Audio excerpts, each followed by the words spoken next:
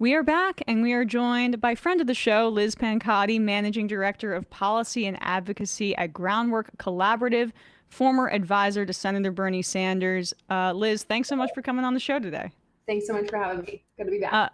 Yeah, great to see you. And you have a new kind of report, Groundwork Collaborative, in collaboration with some other folks, have a new piece out, I guess, analysis. A pricier plate.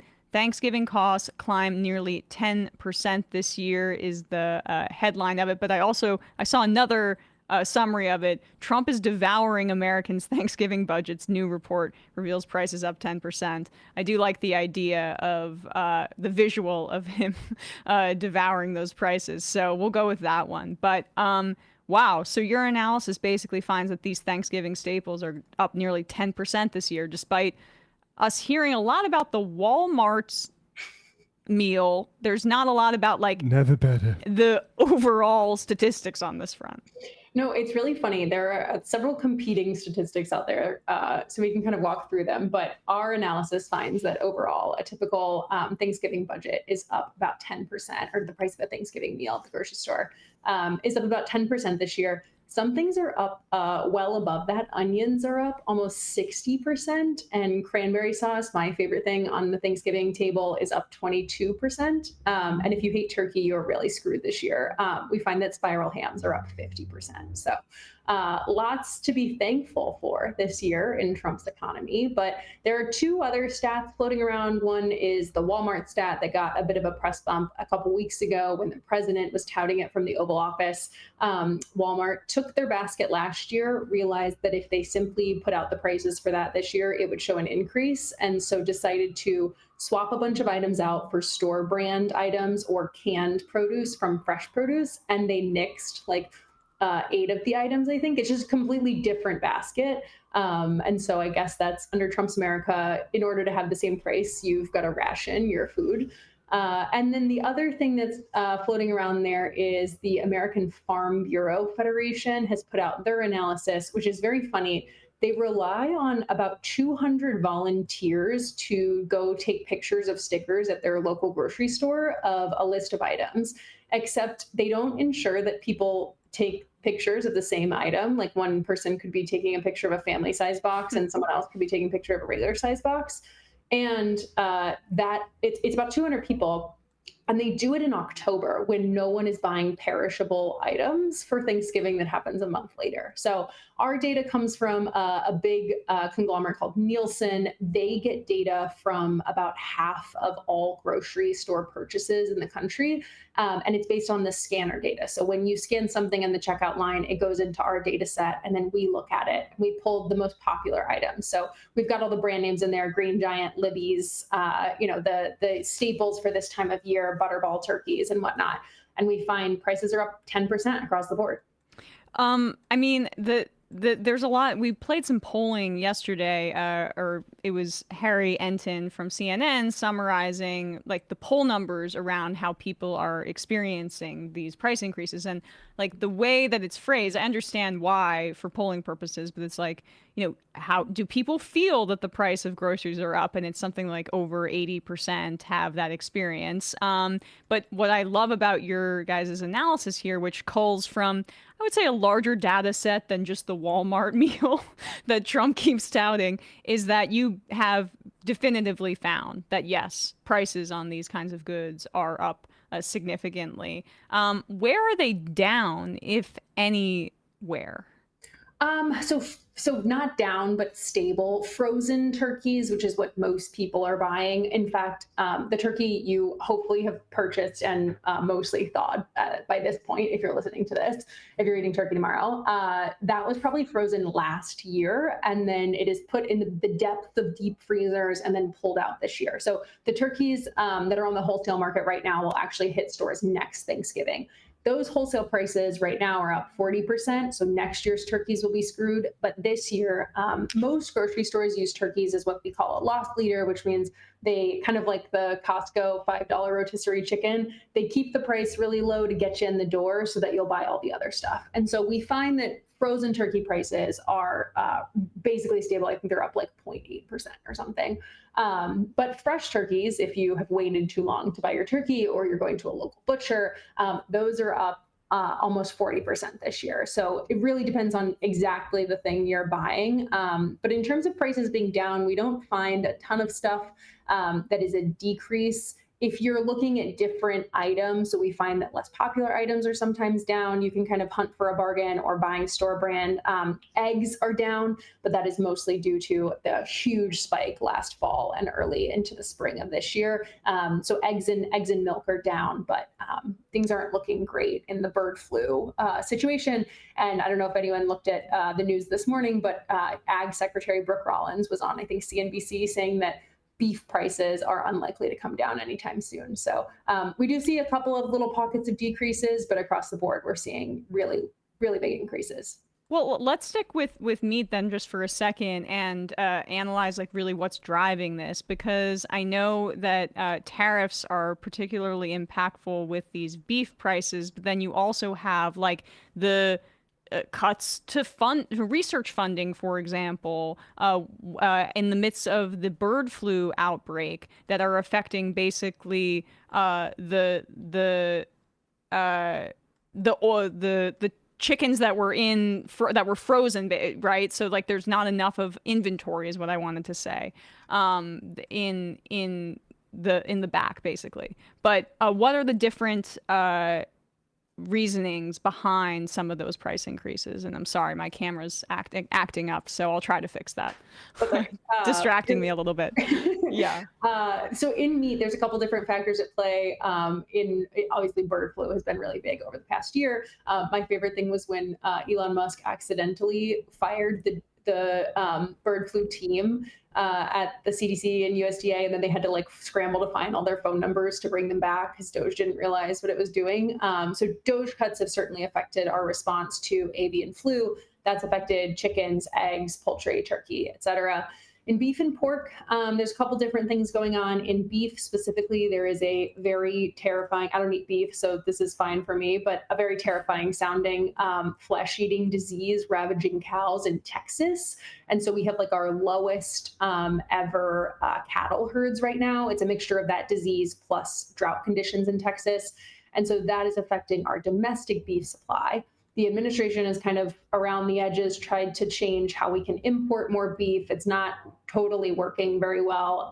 And on top of that, for all meat across the board, meat packing facilities, there's a massive corporate consolidation in this industry. It's basically 4 big players.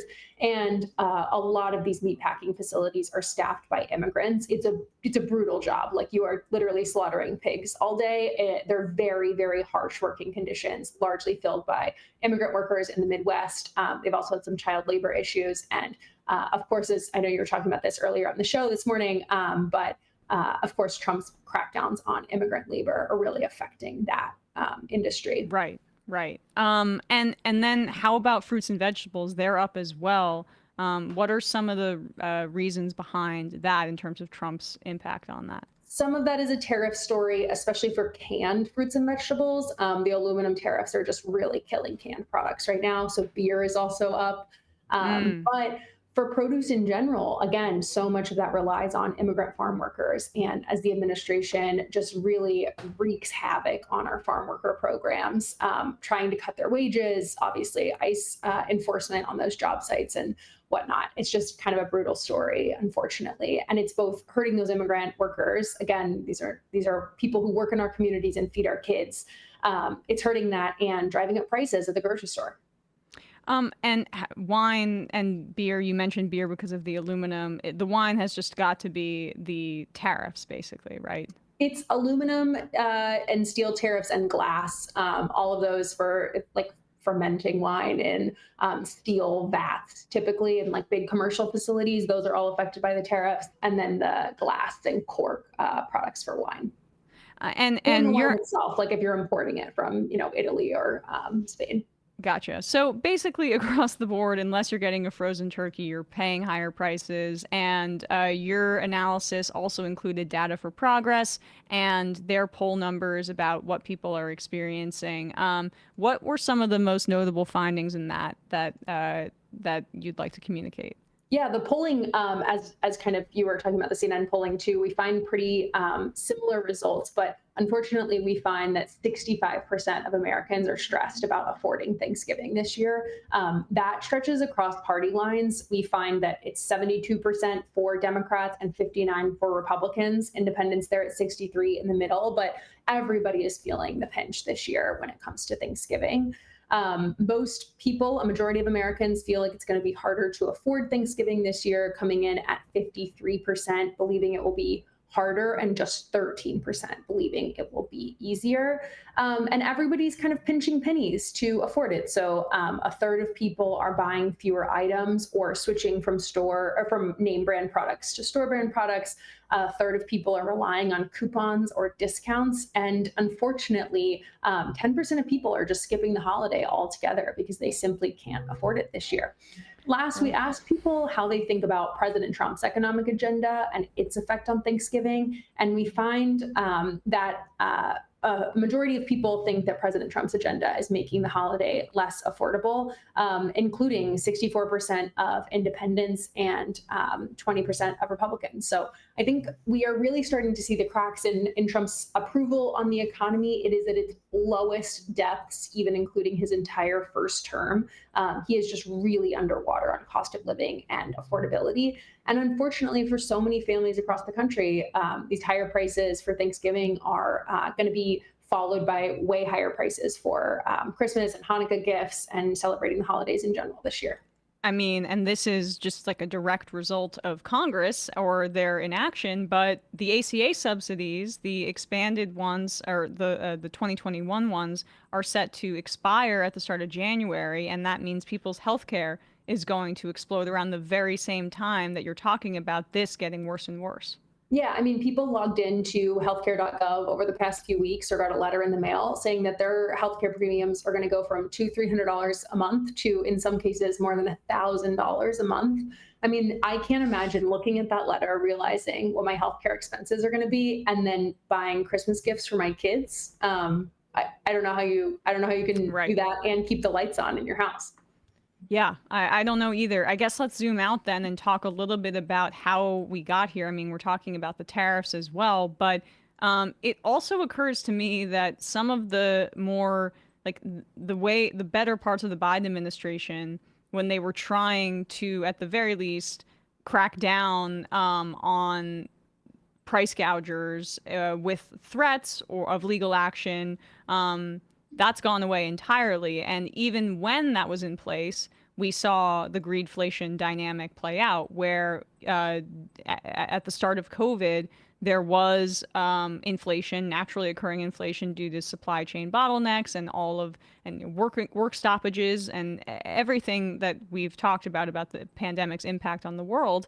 But then in the years that followed, we saw record profits. We saw what the quarterly earnings said, and the CEOs just got richer and richer during that time period, and they kept prices high artificially, and in particularly in sectors like groceries and food. That it seems to me that even if these tariffs go away, they are probably just going to retain these higher prices regardless because they have a built-in excuse like they did with inflation. Yeah, I mean, economist Isabella Weber has coined this: prices shoot up like a rocket and come down like a feather. There is really nothing going to force these companies, even if the Supreme Court overturns Trump's tariffs. I don't think customers are going to get a refund for those higher prices they paid. And I really don't foresee these companies bringing them down. There's actually a new study out of a Columbia Business School professor, Jesse Schrager, finds that for companies who in their earnings calls, they say we're heavily affected by the tariffs. He compares those to companies who do not talk about the tariffs in their earnings calls. So most of them have domestic supply chains, or they explicitly say, like, the tariffs aren't a big deal for us. they find almost the exact same price increases between the two types of companies, those who are affected by the tariffs and those who are not. Mm. And I think this is, emblematic of what we saw throughout the supply chain crises of 2022 and 2023. Frito-Lay, big food companies like Frito-Lay, Coke, and Pepsi, they have been some of the worst perpetrators of this, just really keeping prices high. Consumer retail goods like Procter and Gamble and Kimberly-Clark, toothpaste, diapers, toilet paper, all of that stuff. These are some of the worst perpetrators of this. And even if we do see some relief on the tariffs or other economic policies, I don't think these companies have any incentive to bring prices down back to where they should be. The other thing you were talking about is, President Biden had really gone after a lot of this corporate price gouging. And in fact, the Department of Justice was suing this company called RealPage, which uses AI technology in the background to help big corporate landlords spike rents for people. In fact, in Atlanta, this is the worst metro area of this, they raised rents by $180 a month for tenants. And just this week, the Department of Justice under President Trump settled that lawsuit, and RealPage had to admit no guilt. They don't have to turn over the data or the technology. There's a bunch of loopholes in the settlement so that they can continue to do this. It's just a really awful settlement, and none of the state attorneys generals who are also suing RealPage have signed on to it. And so some of those efforts will continue to go. But I mean, Trump is really just letting them off the hook with barely a slap on the wrist. Well, I mean, I don't understand how. Well, one, I'm curious as to how widely proliferated this algorithmic price fixing is, because it seems to be, well, there's no referees under Trump. They're just like, do whatever you want. But price fixing is supposed to be illegal. Why is it legal, or at the very least, like, no one's enforcing it right now? When just because you use a computer or like an algorithm. I mean, that's really basically the premise of what they're doing here. Yeah, and I mean, Trump has said this week that they put out this big AI action plan that says that they want to take away the ability for states to regulate AI. And in fact, I mean, Steve Bannon, to his credit, put out a thing last night being like, this is the way to completely end MAGA's rule. And states like Texas have done some actions to go after these big algorithmic price fixing technologies. There's a company called Fetcher, which uses a bunch of personal data that works with airlines like Delta to use dynamic pricing and surveillance pricing, where they use kind of personal data or information about the economy to charge people different prices in real time. So if they know that you got an email from your dad recently saying that your grandma passed away and you need to come home, they could then jack up the price for your flight home in real time. And these companies are boasting about how they are either these AI companies are either enabling this type of price gouging, or other companies are boasting about using this and how much it'll benefit their shareholders and their bottom line. So across the board, I mean, RealPage is super prolific in markets like I live in DC. I know you live in New York. In big urban markets, they are working with Greystar and JPG and the big corporate landlords that own, a huge amount of the rental units. This is not your mom and pop landlord. Like, they are not paying for a subscription to RealPage, but the huge buildings and the big corporate landlords are all in cahoots on this and just completely colluding to jack up the prices of basic like housing. It's something you can't really go without. Well, I mean, would you be surprised if grocers are doing the same thing? Grocers, there's like a little bit of a different dynamic going on. So there's an old antitrust enforcement statute that actually Lena Khan was dusting off at the very end of the Biden administration, called the Robinson-Patman Act.